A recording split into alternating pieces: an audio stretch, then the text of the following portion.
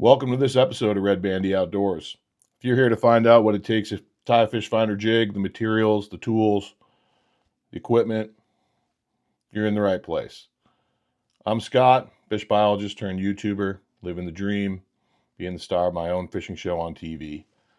My job at this channel is to get you into fish confidently, quickly, and cost effectively.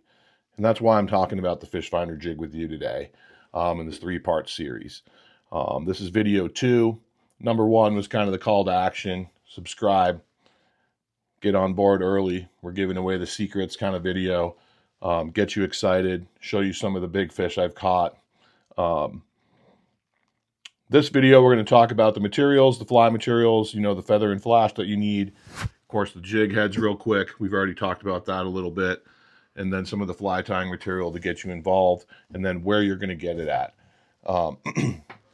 So let's get started. Of course, the most important thing that we need to start with is the jig head.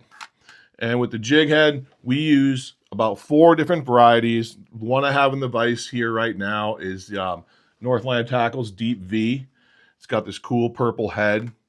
You can see it here on the GoPro. The best place to look at it's on their website or anywhere online. They've got awesome pictures of all the different colors and stuff they have. That's an amazing jig head. Once you see the eye, you'll be completely attracted to it. You'll want to put all your stuff on it. And then, of course, VMC has their series of it, which I really like, the Neon Moon Eye, the SLEEK. And then if you want to go down to a little bit lower price point that still works really good is the classic gumball jig from Northland, just the round gumball jig. You can see that on the GoPro there. You can buy those in bulk packs as well. And so those work really well. So the jigs we've talked a lot about, we've seen them before, buy them in different weights or whatever. I like the 1/16 and 1/8 for the light tackle fishing that I do. And in rivers and streams and lakes, I feel if you use the right line, like I've described in my other videos, the stuff sinks really good and you can do a lot of different techniques with it. So you start out with the jig.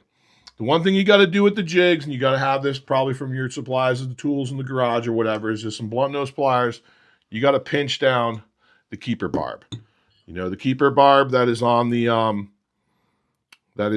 hook there to keep the rubber plastics on that everyone puts on these. You got to pinch that down, makes it easier to tie. I have like a trash can right here at my side, like a trash can or a box or something like that where stuff goes into. I just reach over and bam, pinch those down real easy. You do the same thing on all the VMCs or whatever. We don't need that right now. Some of the other stuff you'll see me introduce in 2026. We do some crazy stuff. We'll show you. We're gonna keep it on those ones. But for tying the fish finder jig, we pinch it down, and we do that with some blunt nose pliers, and the excess paint you can kind of brush off with a toothbrush, which is another tool I want to make sure that I show you guys in case we need to use that. So you can kind of dust that stuff off in the trash. And from there, we're going to go right into the next thing you're going to need, right? You're going to need a vise to hold it in.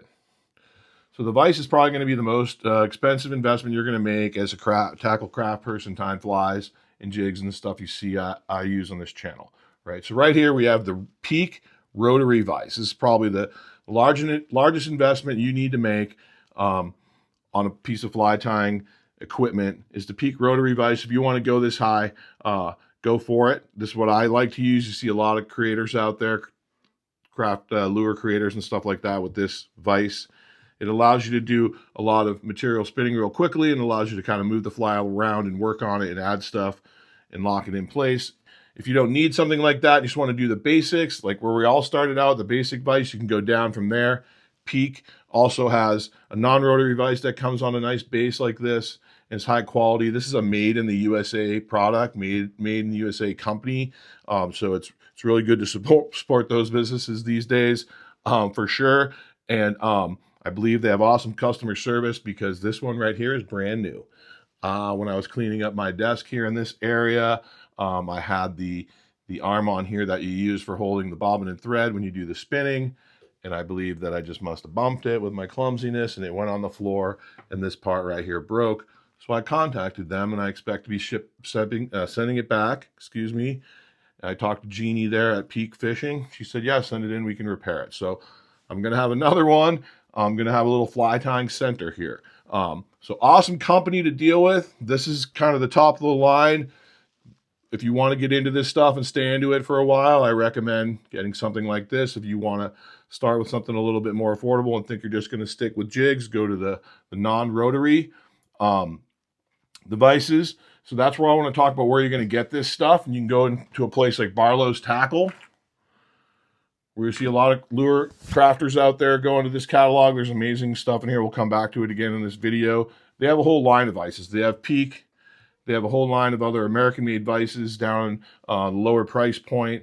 If you do a lot of fly fishing and you want to do it from a fly fishing online vendor, you know, Fly Fish Food out of Salt Lake City, Utah, they have all this stuff as well. Right, all the stuff I'm going to talk about here today, they have as well. You can go to that website, find the vices, find different price points of the vices. But basically, there's going to be a rotary, a non-rotary, you know, a nicer one, and then some lower price points. I can speak for the quality of the Peak products and the quality of their customer service. You guys will have to read the reviews and if you want to get one of the other products. But I think here at Barlow's, this is a reputable tackle company, tackle making company. They have a lot of products in here, so they probably stand by those pretty well. And there's quite a few different price points in there, and clamps and different things like that you can find where hopefully you can fit in to this. Because I know when this stuff adds up, it gets to be a little bit shocking. But I guarantee you, you're going to have something you're going to fall in love with when you start tying it on a jig that's like this or looks like this. So now that we move from the vices, let's go to the tools. On my website, I'm going to have links to all this stuff. Some of them will be Amazon links. Some of them will be the links to the actual stores or whatever. But on there, you'll find the toolkit from a fly shop in Missoula, Montana called the Kingfisher. They have a cool online store. That's a reputable fly shop that I stop in when I go to Missoula and pick up stuff when I'm there. And that's not very cool. So the Kingfisher, they have a online fly shop on Amazon that has some fly tying kits where you get a vise and a tool kit with it, or they just have some tool kits. You could pick that up there. Or if you want to go tool by tool and pick out specific stuff that you'd like, you know, a catalog like Barlow's or a place like Fly Fish Food has each one of those. And again, there's a whole line of quality and different price points in there for you to choose from. I'm not going to pick any one. This stuff that I've had for a long time and pick up along the way, because that's how it just goes with fly tying. You just get something that gets it done that works for you. So the first thing you're going to need is a bobbin to hold your thread. You might as well buy 2 of these because this is one of your most important tools, right? Pick up a bobbin, pick it up in a kit, pick up another one. You're going to need some good scissors you can cut fine stuff with. You're going to need some hackle pliers. And again, we'll get into how to use all this stuff. I'll move it out of the way so I don't get confused here. You're going to need the whip finish tool and learn how to tie a whip finish. Probably on this channel, you're not going to see the greatest demonstration of a whip finish or instruction of it. I'm a kind of a get it done guy. There's a lot of stuff out there on YouTube probably to see that. So study up. I'll definitely show you how to use it, but it looks like this is a whip finish tool. It's what you tie the knot to finish the fly. And then because we can clean up our own mistakes and make beautiful flies, I like to take a bodkin, which is basically just a real strong pointy needle. Then we use to pick out some of the stuff and make it look nice and pretty at the end. So get yourself one of these. And the last tool that I would have around, and I'll show you why when we tie some flies, some of the marabou here I got prepped today to talk about you with doesn't need that, but a toothbrush. And to brush out some of the marabou and make sure it's really nice and fine and get that flowy, super finesse feel that we like to have with our marabou. So I think that's it for the tools. We got the jig, we got the fly tying vise, and we got all the tools. Now let's get into the material. We'll start with basically how you tie this on there, right? So you're going to have some thread. Again, mine's on my bobbin. You know, to get it through here, you'll probably want to get a bobbin threader as part of one of your tools, or you can just take some monofilament lines, some like 4-pound test, bend it over, push it through, pull your thread through, or just suck it through with your mouth. But it can be a pain in the butt at times. So I think the higher quality bobbin you buy, the easier it's going to be to get the thread through. You might have a little little bit of a problem from time to time with that. With the cheaper stuff, like I still have the old school. But you're going to need some thread. Black 6/0 is what I use the most. You know, some olive. You can use any color you want. You know, this is a creative, fun thing to do. But I like to stick with the natural stuff. Something in the 6/0 or equivalent. You know, you don't need to be having too thick of stuff out there. And so we put that on the hook. The next thing we put on the hook is medium wire. This is black medium wire. I've been using a spool of this kind of wine colored stuff, but medium is the size that you need. The ultra wire medium, that's a real popular brand you'll see around. So you can get that really in any color and be creative with it. And then the body that covers the hook, what I like to use is what it's called diamond braid. You'll see it called diamond braid or sparkle braid. And here they call it sparkle braid. It's a killer material because it adds what you need for the body color, but it doesn't add a whole lot of bulk on the hook. And this is the copper. And like I say in my video, when I tie it, it's really the only thing I've ever used to put on the body of this. Occasionally I have a few others with some other stuff, but I have little pieces of it all over my fly tying bench to just incorporate into flies and be really efficient and use up every piece. But that's an essential item, pretty cheap. I think it's like $3 in Barlow's, the diamond braid.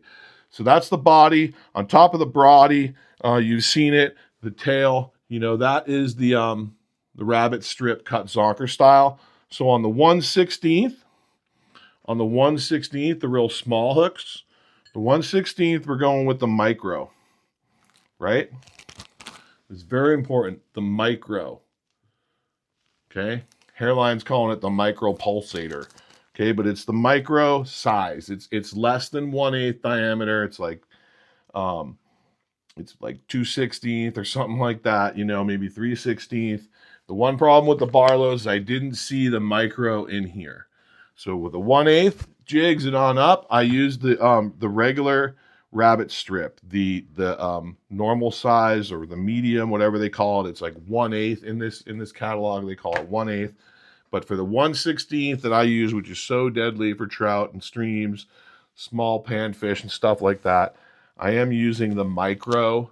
And you can struggle to find it in stock in places, so I do buy some up. But it is readily available. And there's tons of colors. You know, one of the colors I'm tying with today on this purple head is this one with the blue and orange. You know, so the white barred with blue and orange on the purple head and the copper body, that's going to be pretty different than anyone else is throwing. It's going to pulse and look real. So that's very important. The rabbit strip comes next. So on the bigger jigs, it's the medium or regular size. On the smaller jigs, it's the micro. So here's the regular size in a crawfish. It doesn't say micro on there. You see that? And it's a little thicker. You can see in there the actual body of it is, you know, is a little thicker than this micro stuff, which is really, really thin. It's a couple 16ths. That's very important. So that goes on as the tail and gives you that second really good strike indicator other than the eye, is that tail that just wiggles and shivers, you know. So then after that, we flip it over, and on the other side, we tie in the third strike indicator, which is some red marabou, right? And we tie that in as a gill or bleeding, kind of signify something like that. And so I wanted to go through how to prep the materials on this. And so going back to the micro or any of the rabbit strip, when you prep the rabbit strip and you pull it out, you want to cut it at a point. I don't know if you can see that on the GoPro. You want to cut it at a point and just clean up the end a little bit so it looks professional. Just not even like that, just a cut straight across, and you'll see that on my leather right there. And so when you go to the tying video, your stuff will be already prepped, right? You can cut it either way. You just want to cut it to a point so there's not a big nappy end on it, and do that on every jig you tie, and you'll have nice, sexy tails. Okay, so then your marabou, now this is an interesting one here. I buy the marabou that is just basically the blood quill marabou because I use it in other flies as well. So I just pull out the ones that aren't great for twisting big hackles, and I use them in my jigs here. You can also buy the blood quill, or the strung marabou, sorry, the shorter stuff. This is a little shorter. You can buy this in red, and you can use it for this. You might save $1 or so along the way. But when you get the marabou, whatever size it is, you got to prep it, okay? And so I'm going to do the close-up on the GoPro of this. This is a piece of marabou I'm going to use for the gill and bleeding piece of this jig. It's very important. You know, you might want to, some people might think, oh, I can just omit that or whatever. And it's like, no, go look at every Rapala, you know, or half of the Rapalas out there. They all have some kind of red painted on the gill arch, or most of them do, you know. So what I do, as I was telling you that story, as you saw, I just cleaned off the lower end. I just pulled it out and straightened it out and cleaned off all the gunk, and I got myself a nice feather, you know, a nice feather. I cleaned off all the gunk here at the end. I pulled that out. Pulled that out. Here's another one, you know. Boom. Clean that out, right? Throw that in my trash. Now I have, this one's a little webby. You know, you can see how this one's got a little webbiness right there. You might want to just clip that out. But now I have a clean piece that I can pinch down and use on my hook and pull back, and I'll show you the proportions. But I have a nice, clean, fluffy piece to pull back and use as the marabou gill arch. So switching on to the the next piece is we're going to go to the body of the marabou. And so there'll be a couple steps you tie in the fly after that to get to this step to lock down the rabbit strip. But you'll have to get a nice piece of marabou to wrap. This is the piece that makes this bait the ultra finesse, right? The ultra finesse. You want to basically have the longest hackles and preserve those. The longest hackles out there and preserve those.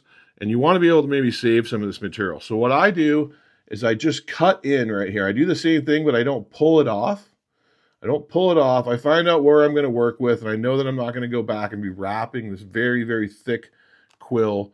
So I go in there, and when I prep this material for tying the fly, I just get rid of that, right? And so now I clean off just a little bit back here for me to grab onto, and now I have my material prepped. And the importance of prepping the material is so we can like batch tie these things and do a few steps on 6 of them, and then come back and do the other 3 steps. And when we go to get our material, it's already there. We grab a piece of it and we're ready to use it. We're not prepping material. We're not digging through the bag.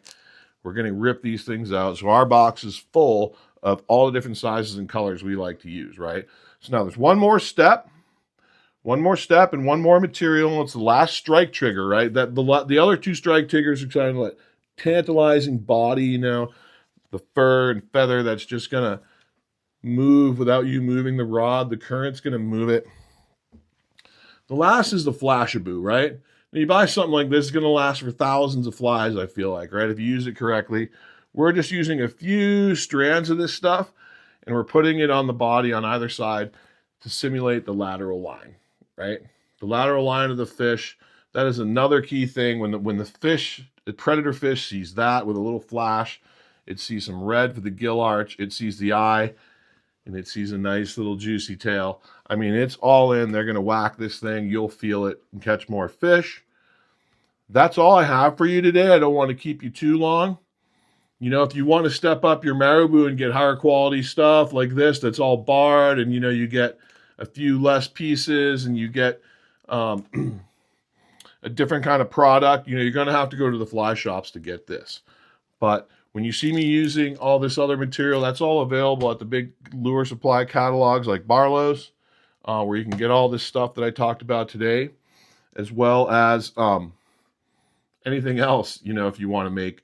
You'll be pretty intrigued when you flip through that catalog. So thanks for sticking with me. You know, if this is something important to you and I'm adding value, please subscribe. You know, we're going to put out the video on how to tie this and all the different hooks here, so you'll be primed up on the different proportions of the tail and things like that. It really helps the channel out. You know, if you want to tell me where you fish and what fish you're fishing for, put it in there. Let me know you're a subscriber that is following along and going to get some super value out of this because you're ready to take it to your streams. We've had some people email or comment in there what state, what fish they're looking for. So we'll be giving out the techniques this spring and summer on how to use this thing and catch a lot of fish. I've been testing it for years. Thanks for watching. See you next time.